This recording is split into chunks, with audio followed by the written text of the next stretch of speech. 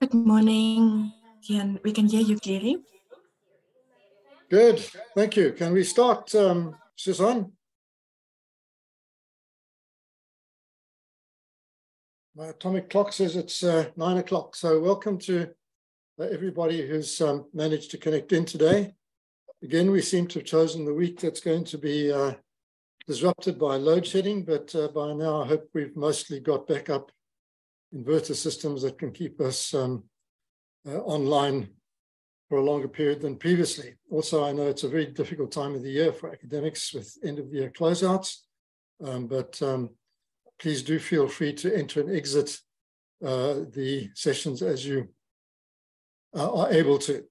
Okay, Suzanne, have we had any apologies from members? And no, we did not, Prof. Good morning. Good morning. Yes, okay, I have one. Gerardus van Heerden from UNISA. He edits a journal on religion. And then Damien Tomaselli from UJ, who works on Communicare. Are there any other apologies that can be offered by members of the committee? I've just received another one, Kian, and that is Professor Leslie Swart from the SIJS. Okay, thank you. Leslie was a great participant last year, so we'll miss him this year. Okay, let's move on then, because it's a long day. Are there any, can we confirm the agenda as has been distributed from the Scholarly Publication Office? I guess we can. And then we need to move on to the approval of the minutes, which is in the form of the proceedings that was circulated prior to this meeting and also after the last meeting. Are there any, I'm not going to go through it page by page, it's much too long, and we've only got 5 minutes. Can I ask if anybody has any comments that they'd like to raise at this point?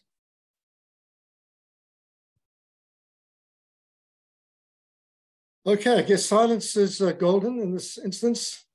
So just very quickly to kickstart the current meeting, I think we had a very active and very productive meeting last year, where many issues had been residual and had been accumulating at a time when publication technologies, business models, publishers, copyright regimes, open access, and a variety of other processes were all co-interacting in the last couple of years.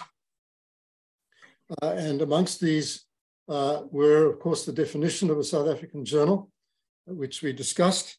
And in fact, we are constantly dealing with new applications in the committee. And some of the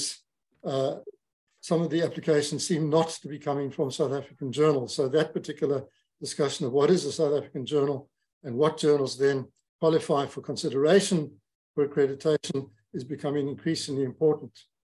The second major point that came up last year, which is still wending its way through the system, was the session 3 chaired by Philip de Jager on, or not session 3, but yes, on can editing be fun?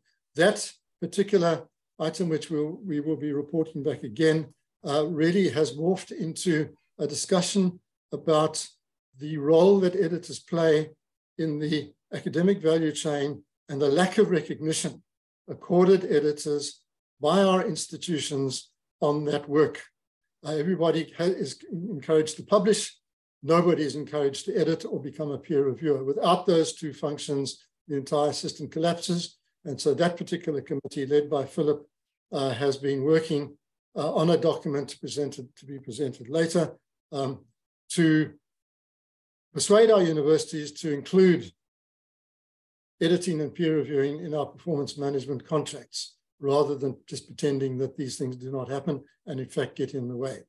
Okay, there were a variety of other topics on the agenda last year, but what we'll do now is move into the matters arising from the previous minutes. And the first one is a report back on the statement of issues, as I've just mentioned, and struggles faced by editors of journals in South Africa. So, Philip, do you want to make a quick contribution here?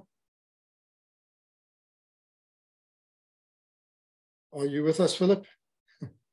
Okay, well, I see that that's also itemized for session 3 on day 3.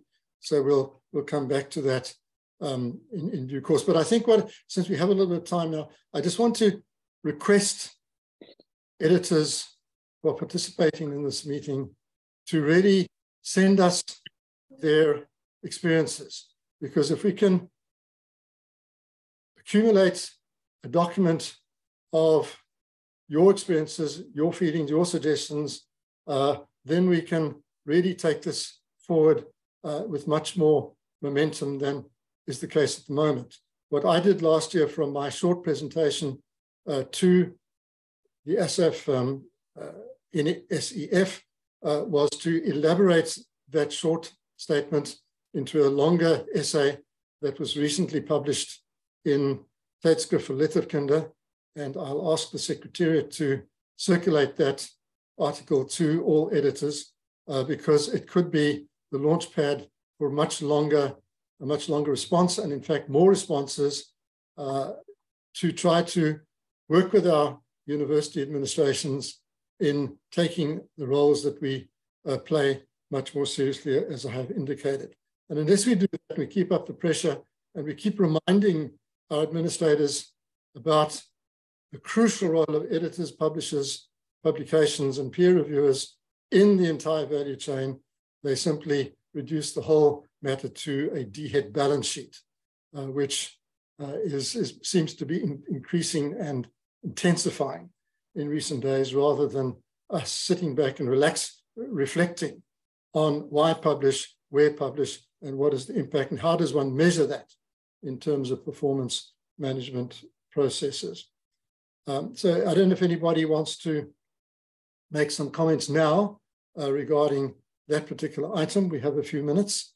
Can I ask for a couple of hands to go up, perhaps, or a couple of people to interrupt? I can't see all the hands, but I'm sure that Puti will keep an eye on who's wanting to speak, either through the chat or, in fact, I see the chat is already got eight items there, but those are details. Okay, so yes, thank you. There's the, Ina Smith has put on the chat the link to my article published in Tijdschrift, which is on open access, so you can connect directly. If anybody else has got links to similar kinds of statements, whether it's for your own journals or other journals, please do circulate those as well.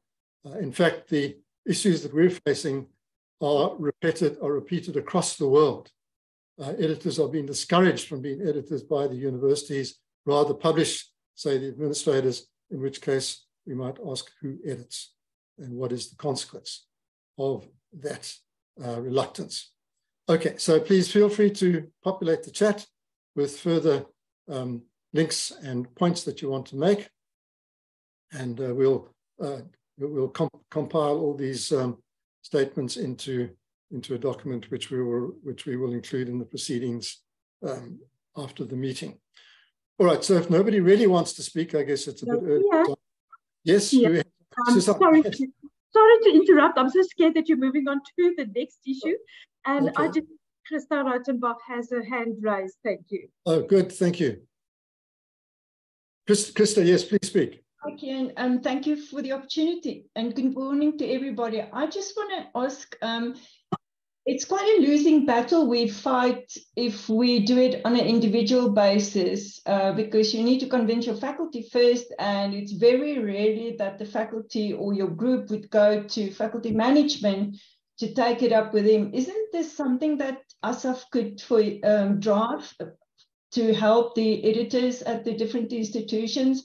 I mean, if it comes from the top down and it is illustrated to them how important it is to do editorial function, maybe they will take it more seriously, because you guys already have a lot of influence with the quality of publication. So perhaps you can also help us with this drive against the universities or our institutions.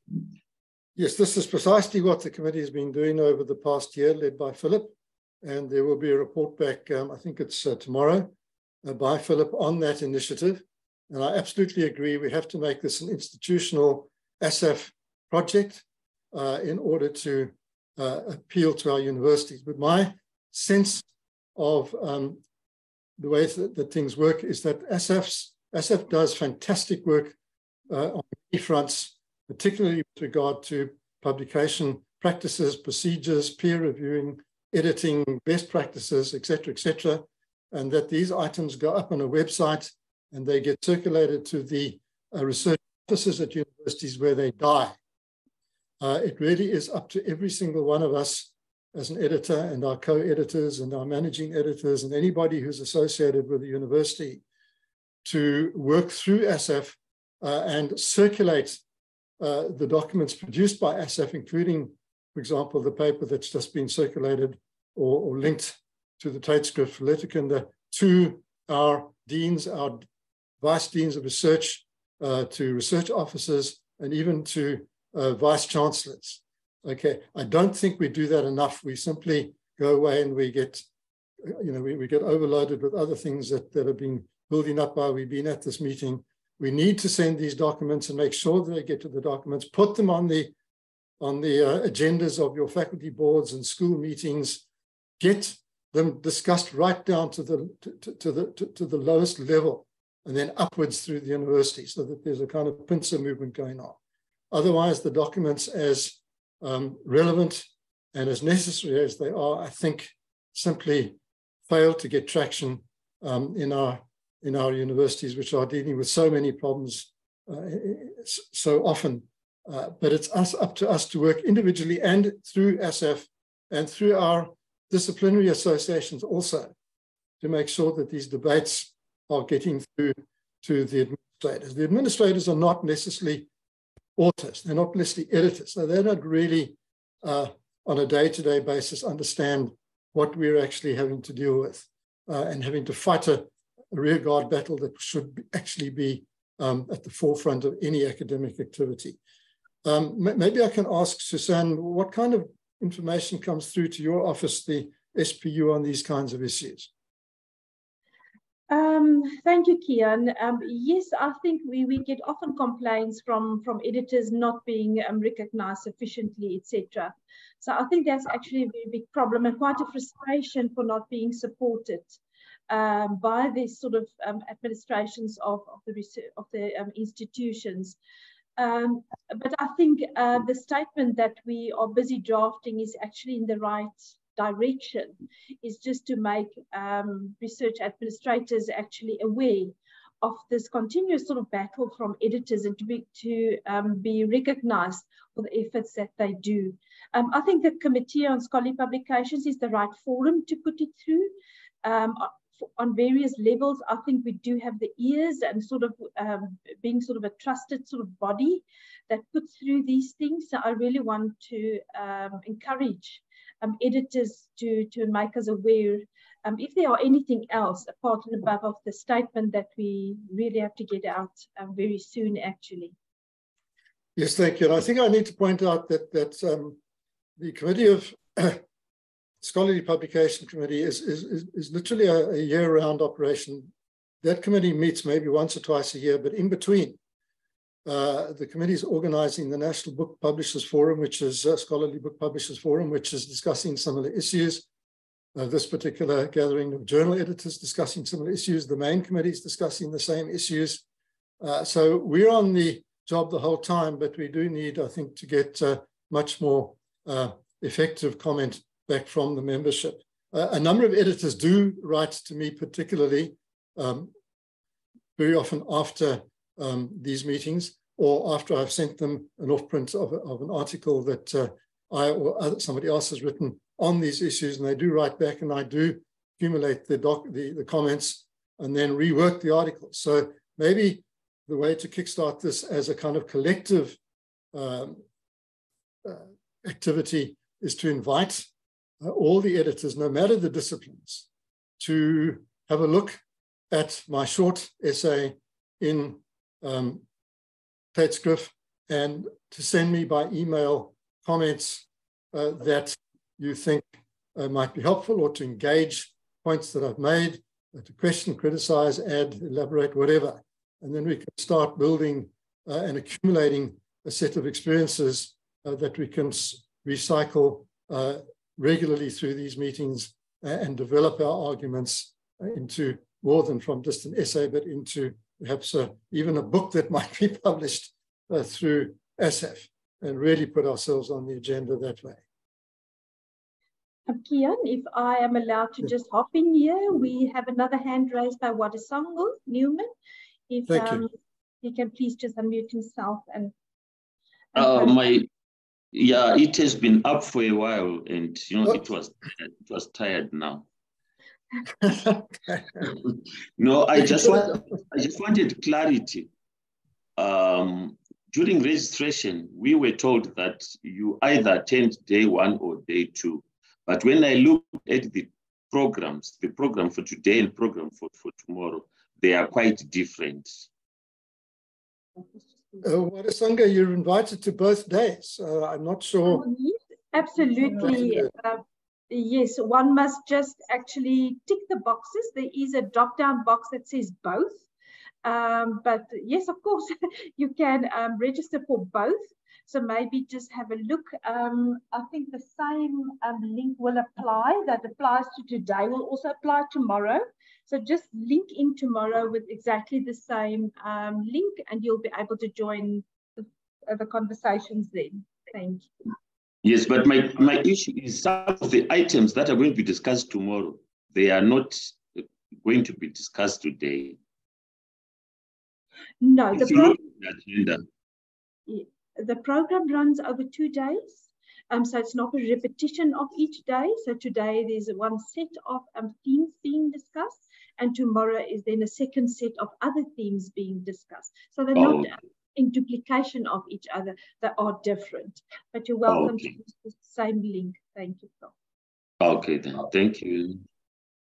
Okay, we've got a few minutes left on this particular item. Is there anybody else who wants to speak? And if we're missing your hand up, please feel free to interrupt. And thanks for the folks who are going onto the chat and identifying themselves and their journals. I think that's important. Because we're not able to meet in a single physical space, we are atomized even as we're connected. And so we do need to begin to create a sense of a scholarly community of editors working on similar issues in the context in the different contexts in which we find ourselves. So I think that's important that we introduce ourselves on the chat and by other means. Okay, if there's no further discussion on, and I don't see any other hands. Susan, can you see any other hands? No, I can't. So I think we'll be happy to proceed, bro. Okay, so we'll proceed. That means we've got a few extra minutes to move into the progress report on SPP activities.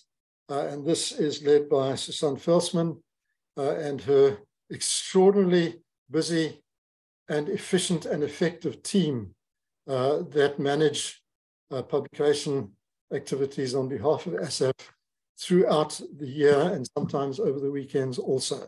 They're that good at their jobs and that committed. So over to you, Susan. Thank you, Kian, and good morning, colleagues.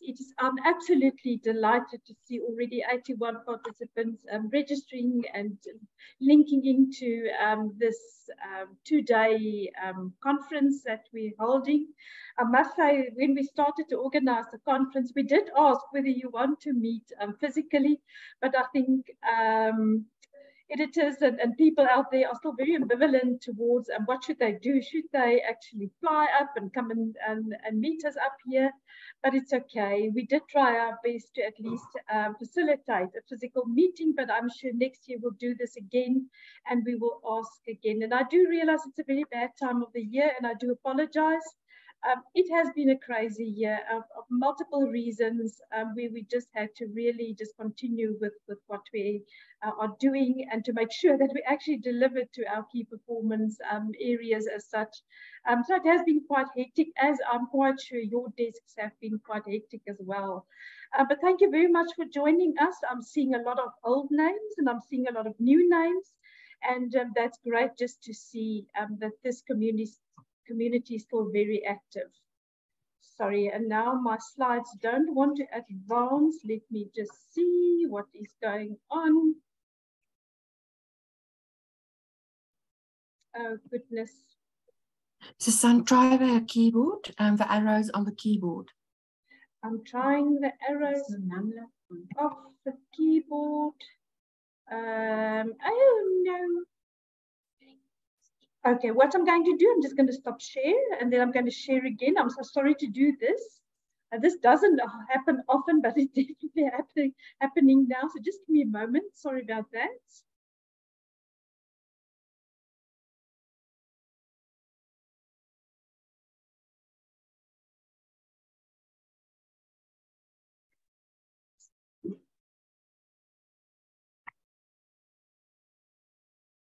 There you go.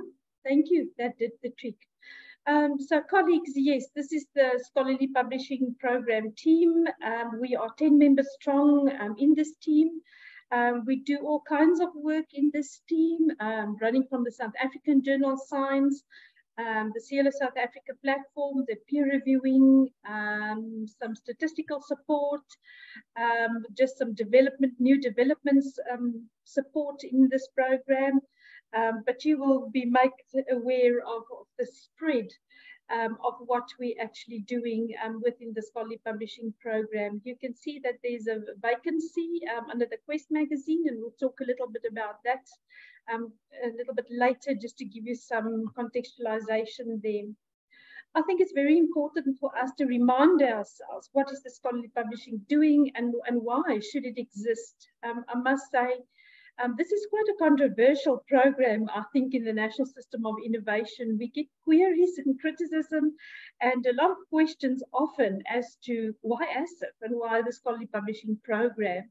But just to highlight sort of the important role that we play in the National System of Innovation, definitely to advise the Department of Higher Education and Training concerning the accreditation of South African scholarly journals, and then to advise journals on how to implement publishing best practice, to retain research integrity and ethics, and through webinars and responding to individual queries. This is actually quite high on our agenda, and this is becoming actually a growing concern in the sector. If we look at the 12-year later report that we did, asked Chris to start off, and which was published in a report eventually, it did started to show some signs of some unethical publishing practices. And just in a discussion the other day with Chris, again, it's still growing. So that's of big concern, is that despite us highlighting it in the report, that this is still going on. And then, of course, to optimize the global visibility and accessibility of open access South African journals, which has been recommended by the peer review reports of ASSAf, and then to diversify scholarly activities and respond to new developments in the scholarly publishing arena, and then to promote open science through the sharing of open research activities. And you will see all our activities across all these core sort of values and work that the scholarly publishing does. So as you know, we have a standing committee that sort of governs us and advises us on the work that we do. It's called the Committee on Scholarly Publishing in South Africa. We had our annual meeting the 21st of September 2022. And this committee actually gives inputs on our reports, our strategic decisions, etc., in terms of the way forward and what is it that we should address and pay attention to. Then the National Scholarly Book Publishers Forum The annual meeting took place the 15th of November 2021, but we have our next meeting the 29th of November 2022. But I think what was quite a great and quite a big initiative from this forum was the conference that we had, which was titled Global Reach, Local Content, Global Reach, the Value of South African Scholarly Publishers.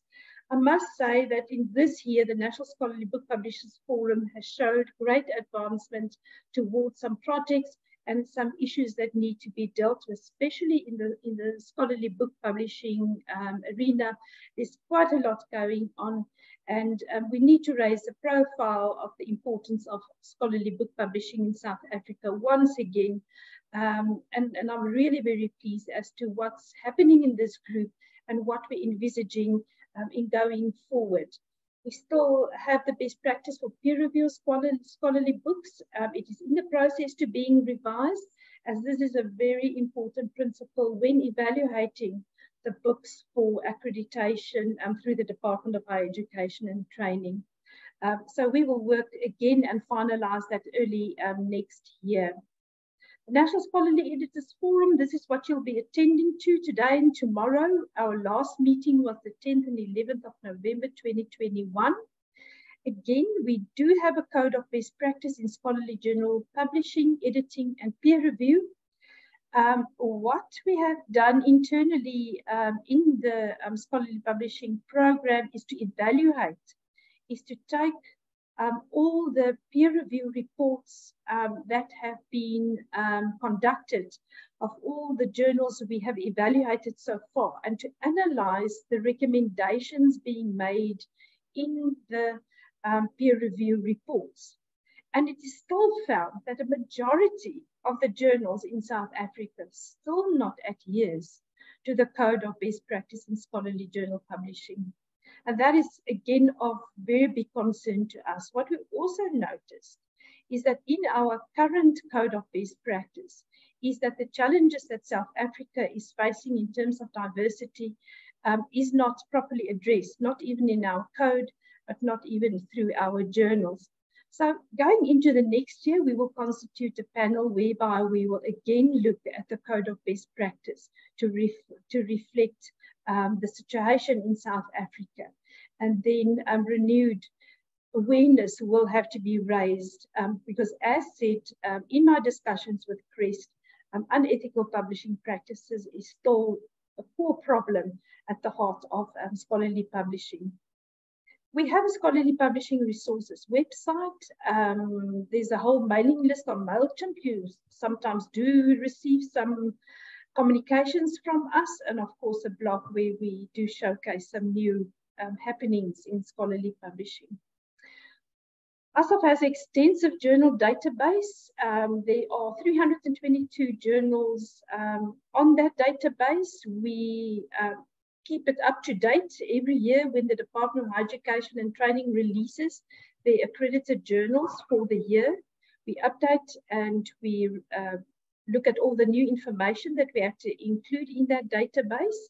So you can see 322, so it's not only the journals appearing on the DHET list of accredited journals, but it also includes all the journals being published either by Scopus or indexed by Scopus, Web of Science, etc. So it's all the journals being published in South Africa that we have extensive information collected on that database. And then, of course, we're also wading in the area of open data. This has been quite a daunting process, and there's actually quite a lot of confusion in the system about POPIA every time, and even on our council when we talk about the POPIA Code of Conduct of Research. I must say, people still think that we are speaking about the POPIA Act per se, and how it has to be embedded into the work of your organization. So this is only part of it, but in the POPIA Act, in Chapter 7, it makes provision for sectors that would like to draw up a code of conduct. And this is what we did. This is for research. So this is dealing with personal information.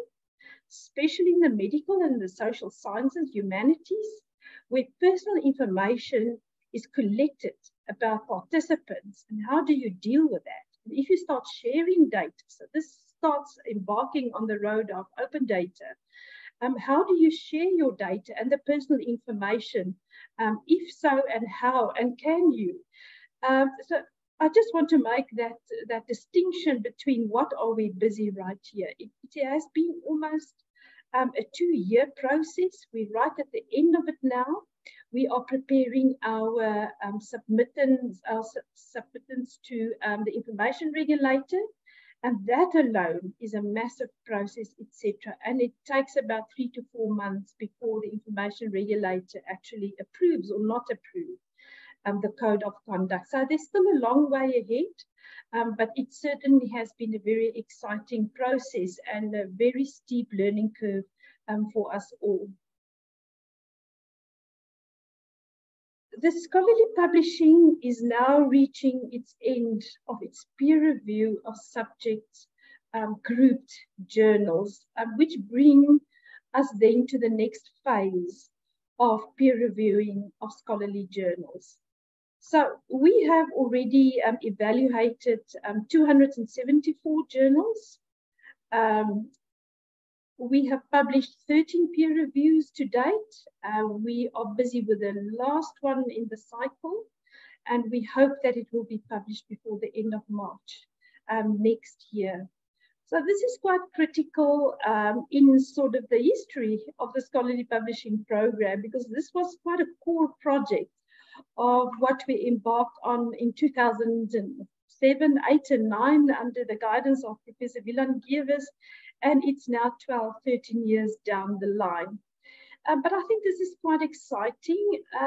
We are working very close with the Department of Higher Education Training and CREST, looking at a possible new model for South Africa in terms of publications, quality, framework-like mode, where peer review will still play a critical and core role in ensuring the quality of journals in going forward.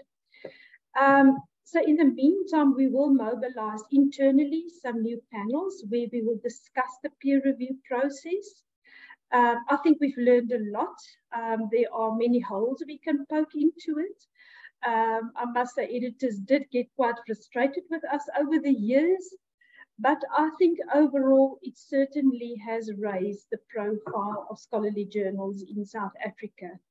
And although on the one hand side, I am saying that journals are not adhering to the code of best practice, I do think that there is a sense out there of actually adhering to some technical and to some quality standards within their journals.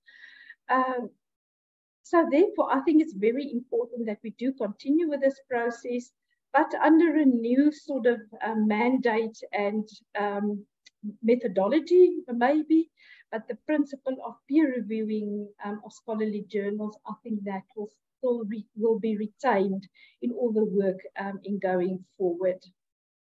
Then, of course, the CLO South Africa, one of our flagship projects, currently, as you know, it's managed by ASSAf, it's funded by the Department of Science and Innovation, and it's endorsed by the DHET. We are also seen as one of the accredited indexes by the Department of Higher Education and Training.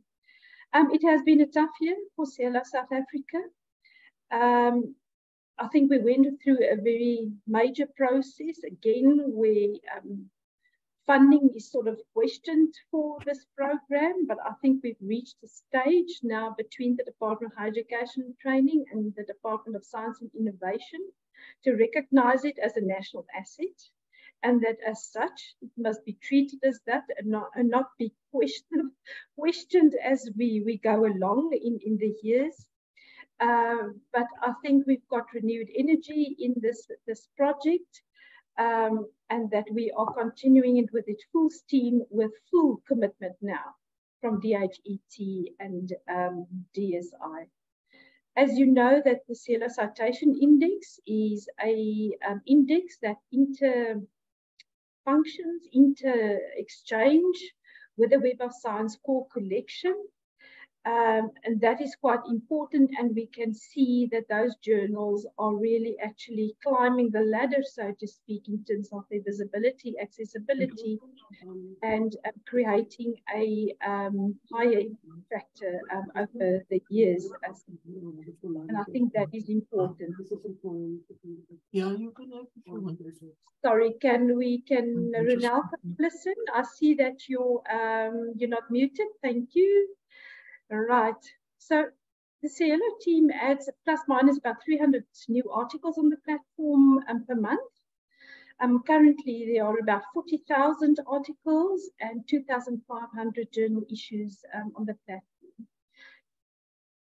We have about 94 articles on 94 journals on the platform, and there are 3 titles that had to be removed due to the non-adherence to Cielo criteria.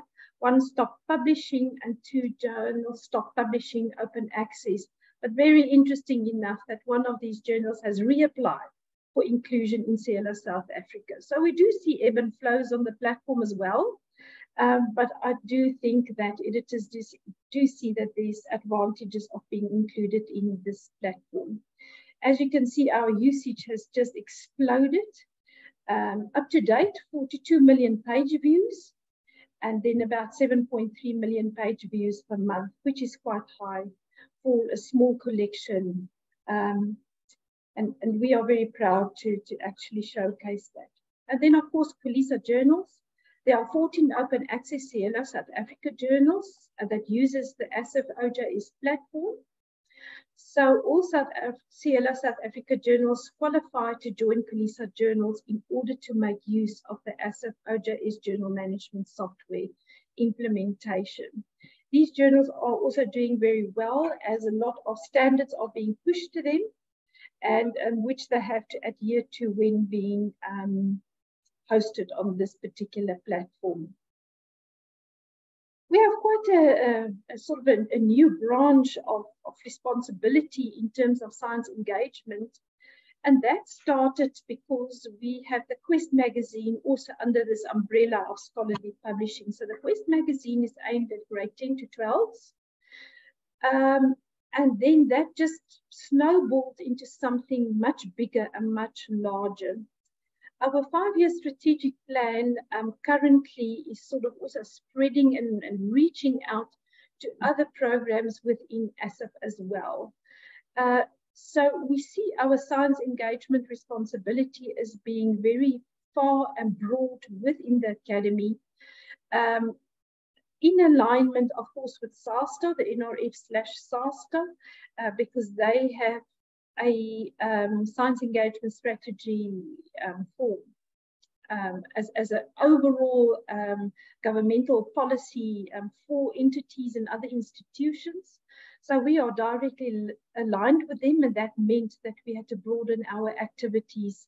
And then, of course, in ASSAf's own strategic plan, we have quite significant objectives and outcomes in terms of science engagement as well. For instance, to popularize science, engineering, technology, and innovation, to make it attractive and accessible, to enhance science literacy, to awaken interest, to develop a critical public that engages and participates in the discourse of science and technology, to promote science communication that will enhance science engagement in South Africa, and to profile South African science achievement domestically and internationally, demonstrating the contribution to national development and global science. So this has been a very interesting addition to our work.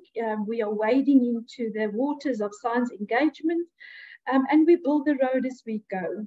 It has certainly been a very challenging year, but it's also been a very interesting year. As said, that very sadly, one of our colleagues, Mr. Tsipo Majoki, passed away, and he was involved in Quest magazine, and my whole team had to really pull everything together to keep Quest going. And we were amidst in a time where it was National Science Week, it was SciFest, it's the World Science Forum it has been crazy, but we're grateful for even those experiences and sort of the escalation of the activities in this regard. As you can see, we have a couple of focus areas, science for business, education, science for science, and science for policy and diplomacy. So it really, it's a very wide field that we have to cover. We have just received our institutional review back from our reviewers, and there's some more publics that we'll have to address and have to reach out to, but interesting it remains. ASSAf Quest has published 3 issues already this year. We're busy with the 4th one, which will be published before the 15th of December, before we close down. Again, we have changed some editors with the Quest magazine, but I'm very grateful to say that we have appointed Mr. Fani van Rooy, and he's quite active, etc. So the past COVID, we have again increased our print run from 3,000 to 13,000, as we found that activities are escalating. It's sort of back to face-to-face meetings.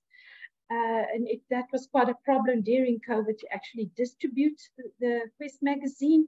But I think we are seeing some increased activities and involvement. And because we have a different approach this year, because we were forced to, I can see we're getting into all sorts of things and involved in all sorts of things, which is really great and exciting for us in the Quest magazine. We also have a website presence. We have appointed somebody in the Quest magazine as a project officer, which will most probably start in January. We hope that we will also address our web presence because there's some work, again, some more work to do. Also some large impacts that we have there. We can be better, but I think what has been really useful for us is our community of practice listserv that we've created. And I see that science communicators in South Africa is now being united in one listserv, and it's proving to be very valuable and getting the communication out there. As said, many activities, SciFest, National Science Week, FameLab. We're getting back into the game of physical attendance of meetings, etc., which always stays quite amazing. The South African Journal of Science has had an exceptional busy year. Apart and above of the 6 issues, there are 3 special issues which has also been published. And I think you as editors can appreciate the amount of additional work that special editions actually bring to the various activities of publishing just a journal in terms of its regularity, etc. But it's been very interesting special issues that has really enhanced the suite of themes being dealt with in the South African Journal of Science. Not only did they publish, but there was a very successful How to Write for a Scholarly Journal webinar, also how to peer review for a scholarly journal. And we just found that traction on these webinars are massive.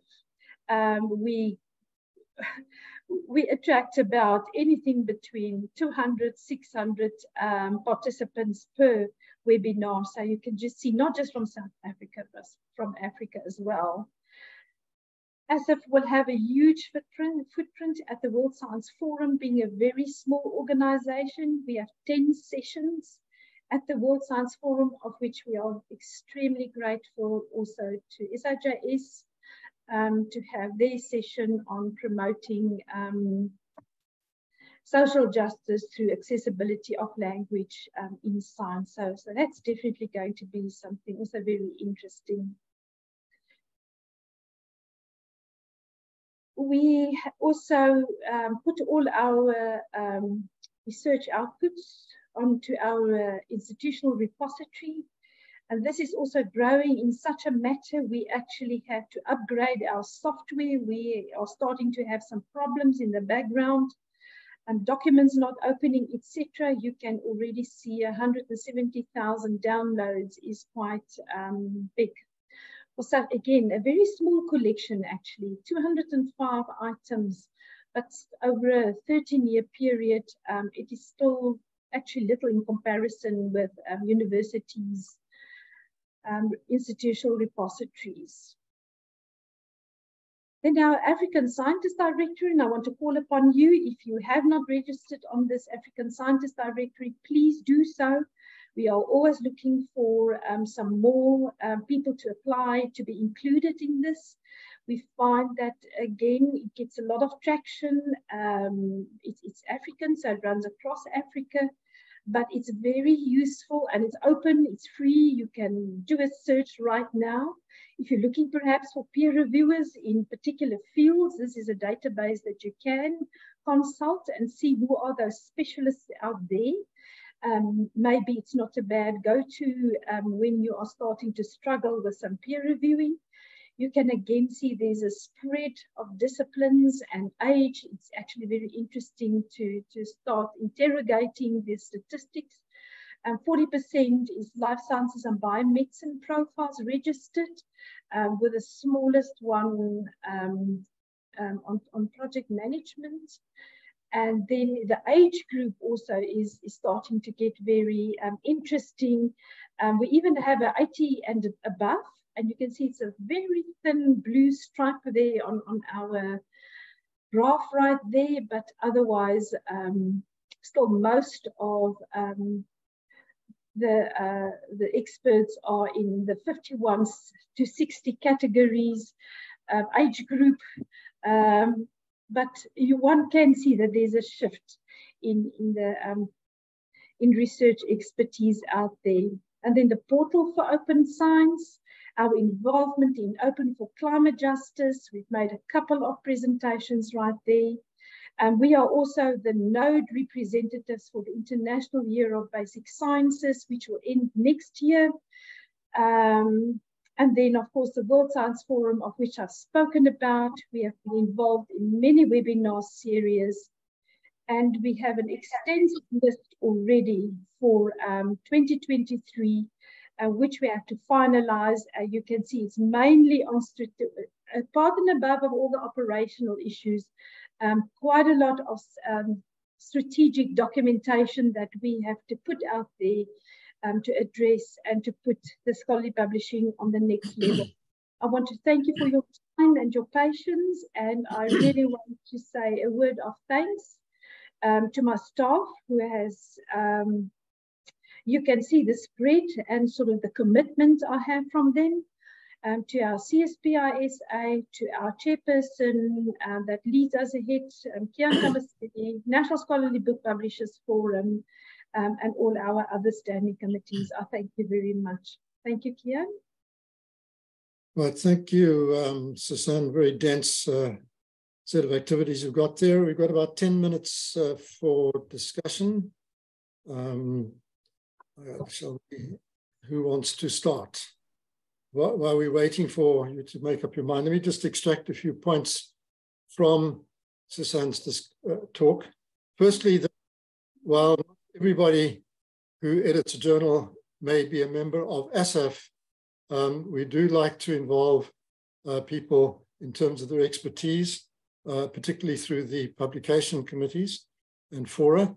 And so there are many hundreds of South African authors and editors who are part of ASSAf. This is not a top-down operation, although it might have started like that 20 years ago, but it is increasingly, hopefully, democratizing and involving of people from the bottom up. Secondly, the unethical issues are a constant matter that our committees are discussing, because every time somebody games the system, as Crest puts it, there is less money in the system and is diverted away from those playing the game. So if people hog the resources, the rest of us pay the price. That's why we need to all be vigilant, not only with regard to our own practices, but also with regard to the way that our universities interpret the rules and the regulations and what they may be turning a blind eye to. It's getting to the state that DHET is becoming excessively worried about the fact that the systems are being abused to the extent that there may be yet more bureaucracy imposed on universities in the form of integrity committees so that they will take responsibility for themselves, because otherwise the bureaucracy gets out of control. Then with regard to best practice, of course, we're aware that of the 322 journals represented, or who should be at this meeting, that they come from a variety of different disciplines, from the creative disciplines through to the science disciplines, and they will have different preferences for peer review. And that's one of the issues that ASSAf has dealt with in previous meetings. It has presented different kinds of peer review models. They're not just one, but we do need to ensure that they're applied with due integrity, and that the authors, publishers, and editors are protected in terms of due process. So flexibility is in the system. So I've talked enough now. Are there any? I don't see any hands. Puti, can you see any hands? No, I can't, Kian. Okay. Well, okay, so let me hand back then to Susan. Is there anything you'd like to round off with in your final remarks before we break for tea? No, I think I'm good, Kian. And yes, but anytime things can be interrupted. If there's a burning question, I mean, this is very informal, and we don't have to wait for question and answer time when we proceed. I see there's Professor Majosi that has raised his hand, Kian. Okay, please proceed, Professor. Yes, thanks, Ken. Thanks, Susan. I just wanted to find out, there is a slide where you show the age profiles of scientists. And there is technology there is monitoring and evaluation and the like. I just wanted to know, under technology, which disciplines do you have there? Where would mathematical sciences fit? Yes, I think this is a very good question, and it's always sort of it pertains to the categorization of subject fields, and that's always a point of where people sort of disagree, because we have to make use of sort of standard classifications, and in this case, and you're referring, Prof, to the African Scientist Directory, right? Where we yes, indeed. Yes, and in that case, we made use of the Web of Science, the Clarivate Analytics Web of Science, broad subject categories, classification. But Prof, I'm really I'm happy if we can perhaps work with you and just have a look at that, just to dissect it perhaps a little bit more in detail, because you're absolutely right. And we've had cases like that, and we changed our sort of structure as we saw that it had actually terrible shortcomings. So we're happy to work with you and just show you what we have, and then we can see if we have to bring in another field or a subclassification to ensure that we have a more purer, if I can put it that way, classification of scientists in these different fields. If you're happy with that, we'll approach you offline. Thanks, Susan. Thank you very much. Yeah, right. Thanks. Cheers. Sure. Thank you. Another point I'd just like to make with regard to the South African Journal of Science, which is published through ASSAf, is that it started off, I think, as a narrowly science journal for scientists. But in recent times, as you've seen from the special issue topics that Susan put up on the screen, it's widened into discussing epistemological issues. And so it's the authorship of that journal is now not just scientists. In fact, it is across the board, across disciplines, discussing not only matters of science and epistemology and policy and NRF rating and peer review and copyright and open access. It's discussing everything that affects all of us as editors and academics, whether or not we are scientists. So please do take a look at the TOCs when they're issued, because you will, I guarantee you, no matter your discipline, you'll find something of interest in that journal. And of course, that journal is discussing national policy also around all sorts of things that we've been, for example, as are reflected on our 2-day program. So for me, it's actually my go-to journal when it comes out, because it puts me in touch with national issues, national debates, and national concerns. Okay, as we head towards the refreshment break, let me just welcome two people just seen on the screen. One is Wieland Gevers, who many years ago, over 20 years ago, was the key scholar working on ASSAf procedures and policies, and developing all of these strategies and policies and procedures that we are discussing today. So welcome, Wieland. And he remains, I'm pleased to say, a very active member of the ASSAf community, and with regard to the publication committees. And you can read his reports on the ASSAf website, and they are really very interesting, and we should all be aware of them. In fact, every academic who is engaged in publishing and research should be looking at those. And then also Walton Tooley from DHET, who often joins our meetings. And we are in close discussion with DHET on many matters in between meetings. And I'm pleased to say that we have an excellent, when I say we, ASSAf has an excellent working relationship with DHET. Okay, I see Rebecca Garland has a question. Okay, can you, helicopter science, please? Sure. Yeah. No worries. I put it in the chat as well in case the session needs to end, but it was a question relating to research ethics. And I know earlier this year, the World Conference on Research Integrity in Cape Town, they said they were going to make a Cape Town statement on helicopter science. And as a journal, we do atmospheric work where there's a lot of helicopter science, unfortunately. And so we'd like to try to incorporate that in some of our research ethics. And I was just curious if ASSAf is involved, if the statement will be coming out soon, just any news on that would be helpful. Thanks. Thank you, Suzanne. Have you got some updates here? Yes, thank you very much, Rebecca. Thank you very much for that question. I was notified, I think on Friday or on Thursday, that they are just preparing the statement and it's about to be released. And I think as soon as it is released, I think we must publish a commentary. And my managing editor is sitting here to my left, and we will do a commentary, I think, in the SIJS, and maybe we can mobilize this group, or maybe an article. Let's see how brave we are at that time and how quick we have to get it out. But thank you for raising that. That's very important. And I think in going forward, again, in our institutional review and remark, Suzanne, we've lost your sound.